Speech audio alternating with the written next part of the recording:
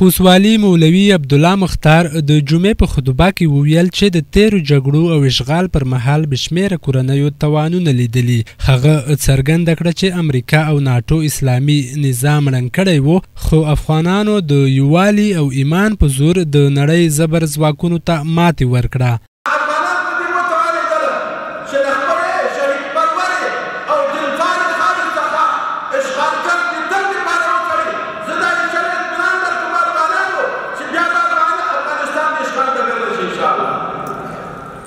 که دغه دوه لسیزې دغه درې لسیزې دی نړیوال یاد وي، بیا به انشاءالله دلته اشغال زړه کې رانه کړي. خپلواکي راغله، ازادي راغله، او یوازې ازادي او خپلواکي رانغله، بلکې دلته اسلامي نظام راغله. والي زیاته کړه چې اوس د الله په فضل یو بشپړ اسلامي نظام حاکم دی او ساتنه یې پر ټولو فرض ده.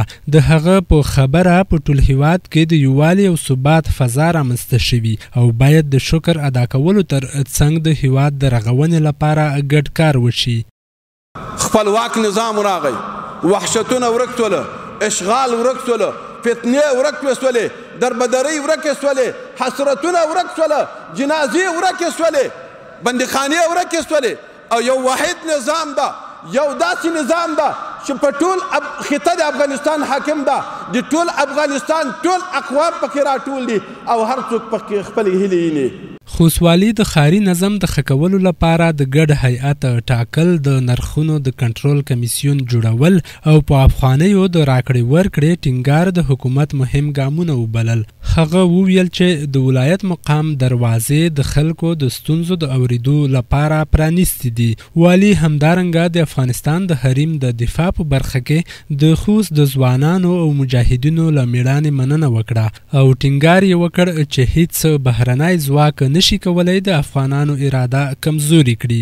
په دې کرښه کې ډېر بهترین جواب ورکړل سو او دا بهترین جواب د خوست میشتو ولسونو ډېر ښه بدرګه کړ. الحمدلله د موږ شمله مو لوړه کړه. ای د خوست ځوانانو، ای د خوست ولسونو، د موږ دا غیرت مو نورم راوپاروو، د موږ همت مو نورم محکم کړه، د موږ ارادې مو نورې هم لوړې کړلې. په هغه ورځ باندې مو د دغه امنیتي ځواکونو ډېر ښه حمایه وکړله. والي له خلکو وغوښتل چې د اسلامي اصولو، ملي ارزښتونو او قانون په رڼا کې د هیواد د آبادۍ لپاره ګډ کار وکړي، د ملي کرنسۍ ملاتړ وکړي او د اسلامي نظام په ساتنه کې له اخلاصه کار واخلي. نوموړي باور څرګند کړ چې د اتفاق او یووالي په برکت به افغانستان له نورو هیوادونو سره په هر ډګر کې سیالي وکړي.